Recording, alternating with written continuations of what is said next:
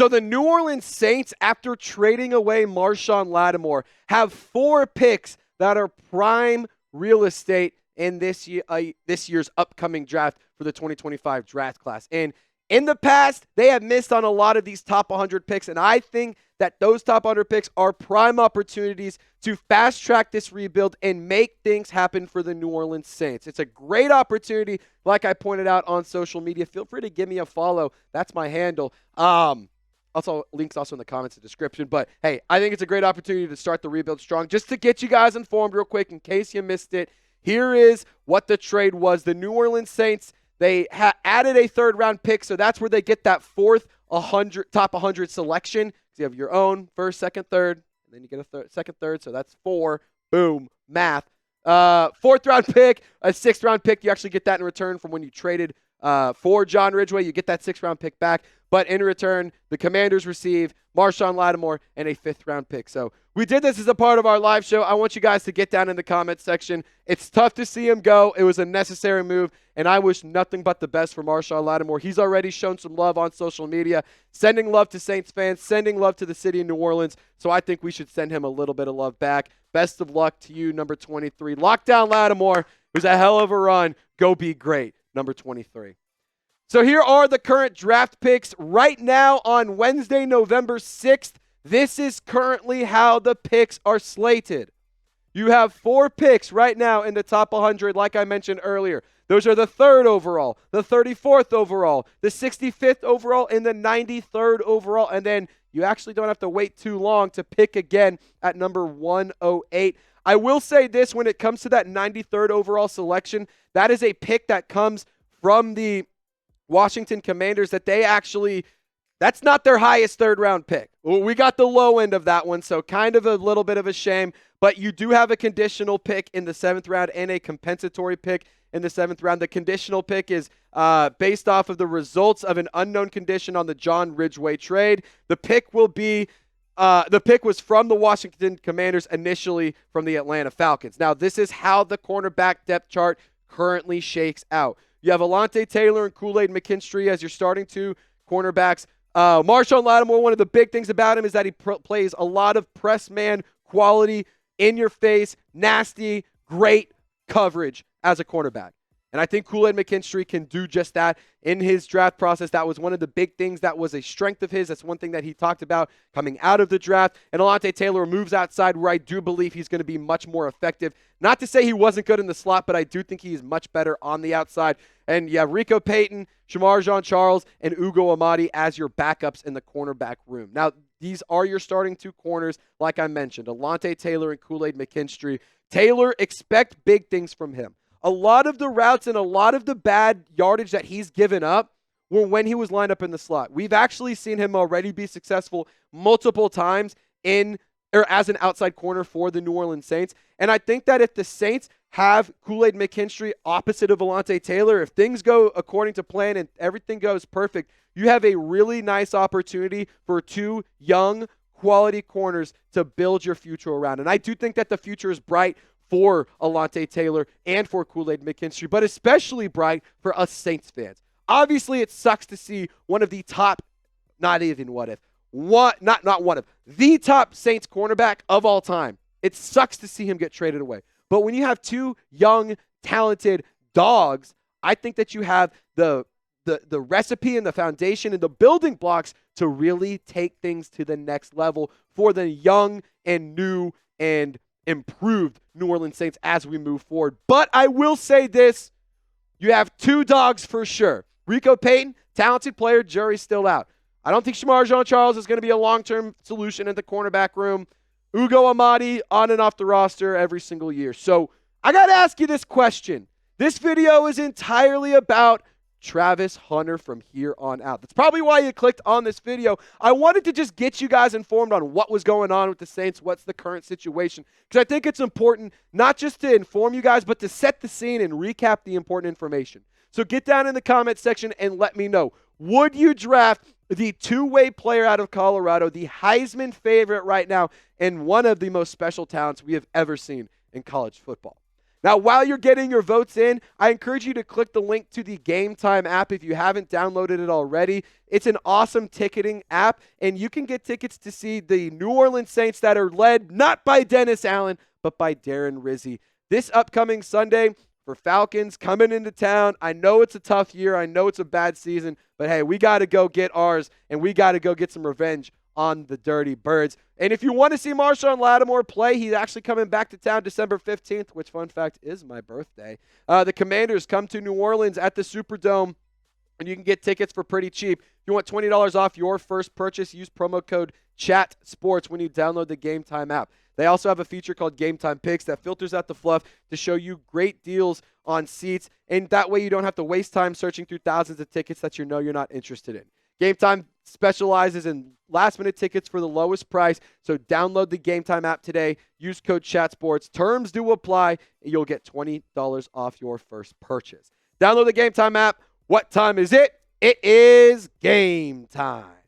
Now, when it comes to Travis Hunter, I think that this is a player that could really, really, really provide a big spark for the New Orleans Saints. And it's not just on the defensive side of the ball. For me personally, I think he's going to be more of a cornerback in the National Football League.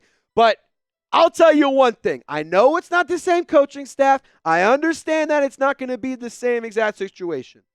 But if there's one team that's proven that they can make one player be extremely versatile across multiple sides of the football, Taysom Hill, it's the New Orleans Saints.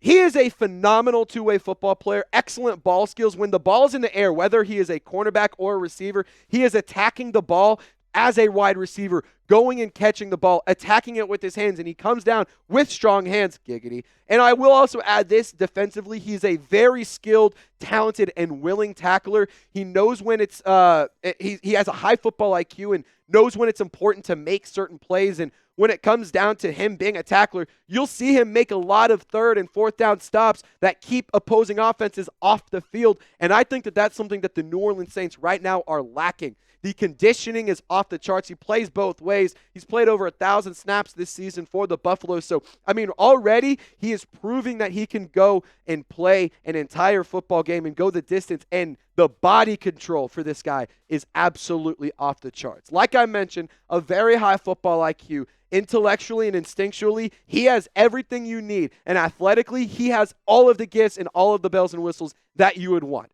Now, there is a little bit of development that needs to happen, but that's okay for a rookie, and especially for a guy that has the talent and the athleticism and the natural football skills that Travis Hunter does possess. That is something that I think the New Orleans Saints should be willing to take a gamble on. Now, I want to kick it over to this quote from Bleacher Report, basically just giving you a little bit more in-depth information on the scouting profile, saying Hunter projects as a top 10 pick in the NFL draft with the potential to become an elite cornerback at the next level. His combination of length, athleticism, and football intelligence makes him a valuable asset in both man and zone coverage schemes. And for Travis Hunter, I think that this is an awesome opportunity for him to maybe come in as a slot player, come in as an outside corner. I think that you can get creative with his usage. And if you find that Kool-Aid McKinstry is better utilized in the slot, or if you find that Alontae Taylor is better utilized in the slot, then you just kick Travis Hunter outside, and I think it's a perfectly good plan. Now, the New Orleans Saints, they do need game changers, in my personal opinion. And I think when it comes to Travis Hunter, he has what it takes to be a game changer. And not just on one side of the ball, but I think on both sides of the football. I think that he has a really, really nice skill set where he can take over on one side of the ball and absolutely change things. He can absolutely make a difference in a game. He can break things open at any moment. He is a big play machine. He is a firecracker waiting to go off. And I think that is a big thing that the New Orleans Saints are missing right now. And like I said, not just on one side of the football, you can do it with both sides for Travis Hunter. In terms of his production offensively, 8 touchdowns. He's already at a career high in receiving yards, and we're not even through the college football season. We just got our first college football playoff rankings, and this is what he's doing already. Defensively, he's been really talented. 7 pass breakups, 2 interceptions, 20 tackles. I just cannot get over how talented this football player is. But I want to ask this one question because I think it's important for the New Orleans Saints moving forward. Can the coaching staff maximize Travis Hunter? If they cannot maximize him, I am almost willing to either A, go a different route with another draft pick, or B, trade out of that selection and get more draft compensation. Because if we have a coaching staff that is somehow worse than Dennis Allen and somehow can't develop young talent or doesn't have an eye for defensive talent or whatever it is, like there's so many factors that we just don't know who the head coach is going to be when it comes to draft time. Is it Darren Rizzi? Is it somebody else? Who knows? But the question the Saints have to answer is, can that staff maximize Travis Hunter? And I'm not just saying in the short term, in the long term and over the course of his career, because he's a guy that if you draft him, I personally, call me crazy, would want him around his entire career. Now, going back to Bleacher Report, I wanted to mention where that development needed to come, and this is my point. When you have to maximize Travis Hunter and you don't have a coaching staff that can do that, when you have to refine the technique and develop a more consistent footwork, it can be an issue. And on top of that, when it comes to Travis Hunter, I think that he is a guy that does, like Bleacher Report is pointing out here, has rare physical gifts and ball skills to give him a high ceiling as a defensive playmaker. But I will say he's got to put it all together at the next level. I think he will. For the record, I think he will. But I think that this point is very interesting. Hunter's willingness to tackle and high motor adds to his appeal, making him a well-rounded prospect with the potential to be a cornerstone of an NFL secondary. Now, the New Orleans Saints, there's no question about it. They have a lot of needs this offseason. Going into this year, cornerback was the last thing that you needed. Now it's one of your biggest needs because Paulson Adebo is going to be a free agent, and I don't think that the New Orleans Saints are in any position to go and spend top-tier money on a cornerback like Paulson Adebo when you have Alontae Taylor. You've drafted and invested in draft capital, prime draft capital, second-round draft capital, may I add, in Kool-Aid McKinstry. So if you go and draft a player like Travis Hunter, not only does it fill a need for the cornerback position, but in a absolute situation and in a scenario that maybe it actually works out really well, it also fills a need at wide receiver because that right there, in my personal opinion, is the biggest need for the New Orleans Saints. There's no question that Travis Hunter is a talented football player. There's absolutely no doubt. But does he fill a top need for this team? I think that going best player available is a good idea, but I also think that when you have multiple picks in the top 100 territory, you have the opportunity to take a gamble, not a gamble, but take a nice pick, a luxury pick on a guy like Travis Hunter who fills a position in need, who is a talented guy, and it can be a part of a long-term solution for not just one side of the ball, but both. Like, I don't think he's just limited to being a cornerback. I think he can also play receiver at the next level, but I do think predominantly he will be on the defensive side of the ball. Now, really quick, let's just rip through 5 reasons. Why should the New Orleans Saints draft Travis Hunter? Just let's kind of recap everything. Like I mentioned, he's a game-changing player. He can break things open at any moment in time. He is just waiting to make a big play. It seems like every single week for the Buffaloes, Travis Hunter is making plays whenever he needs to. Now, there's a lot of energy, there's a lot of swagger, there's a lot of confidence, and right now, this team is lacking that. This is a player who can immediately bring a boost in terms of the energy, the aura, and the psychological side of the defensive side of the football, because that is a key, or I don't want to say a key thing, but it's a big part of sports is the psychological things. If you have energy, you have swagger, you have confidence, if you're walking around saying, I am the best on this damn field, it is an attractive feeling, and it oozes on to other teammates, and it makes the team play better. And in my opinion, the best Saints defenses have just been running around, dancing around, having a good old time. They've been absolutely dripping with swagger and confidence. He also, like I mentioned, a very incredible athlete, very intellectual, very instinctual. He fills a roster need, and he is a cornerstone piece in a rebuild. This is an opportunity for the New Orleans Saints to really make something happen.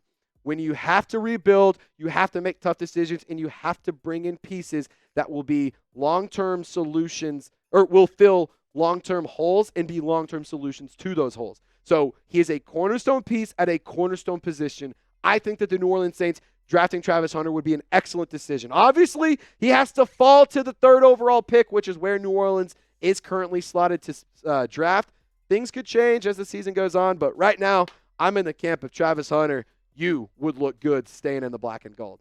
Now, I just went on a rant. I just had a little bit of a TED Talk. I feel like I made a pretty compelling argument. Would you draft Travis Hunter in round 1? Just give me a draft or a pass down in the comment section and let me know your thoughts. And don't forget to subscribe. Y'all stay golden, Who Dat Nation. We will see you next time.